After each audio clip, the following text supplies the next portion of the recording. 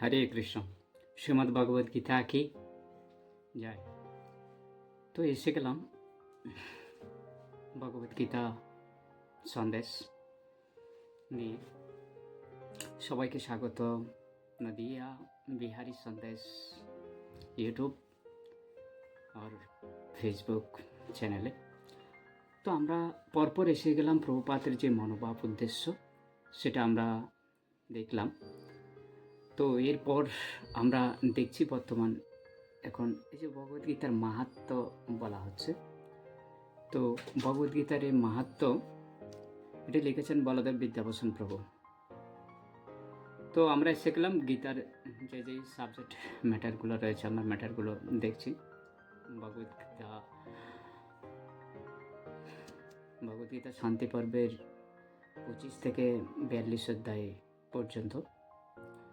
তো পরে পরীক্ষিত মহারাজের পুত্র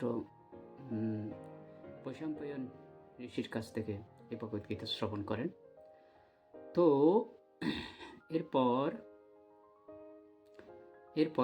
অর্জুন ও কৃষ্ণের মধ্যে আলোচনা হয়, সঞ্জয় ও ধৃতরাষ্ট্রের মধ্যে হয়, আবার বৈশম্পায়ন ঋষি এবং জনমেজয়ের মধ্যে এই ভগবদ্গীতার আলোচনা হয়েছিল। তো ভগবদ্গীতায় 18টি অধ্যায় রয়েছে। সে 18টি অধ্যায়কে বিশেষভাবে সুরক্ষিত রেখেছে। ভগবদ্গীতা প্রথম 6টি অধ্যায়, মাঝখানে যে 6টি অধ্যায়, পরের যে 6টি অধ্যায়, পরের 6টি অধ্যায় এবং প্রথম যে 6টি অধ্যায়, মাঝখানে যেই 6টি অধ্যায় তাকে খুব গভীরভাবে সুন্দরভাবে সুরক্ষিত রেখেছে। তো কেন রেখেছে আমরা প্রথমে দেখি। কর্মের কথা বলছে 6টি অধ্যায়, মাঝখানে অধ্যায় ভক্তির কথা বলছে এবং পরের 6টি অধ্যায় জ্ঞানের কথা বলছে। তো জ্ঞান এবং কর্ম দুটোকে দিয়ে ভক্তিকে সুরক্ষিত রেখেছে। তা আমরা এখানে দেখতে পাই এই যে মেডিসিন, এই ক্যাপসুল বের করে ওখান থেকে যে দানা মেডিসিনগুলো রয়েছে এগুলো বাইরে ছড়িয়ে ছিটিয়ে দিয়েছে।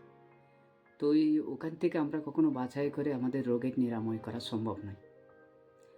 তো শ্রীমদ্ ভগবদ গীতাও এরকম, এটা যদি প্যাকেটিং করা থাকে তাহলে আমাদের রোগের নিরাময় করা সম্ভব।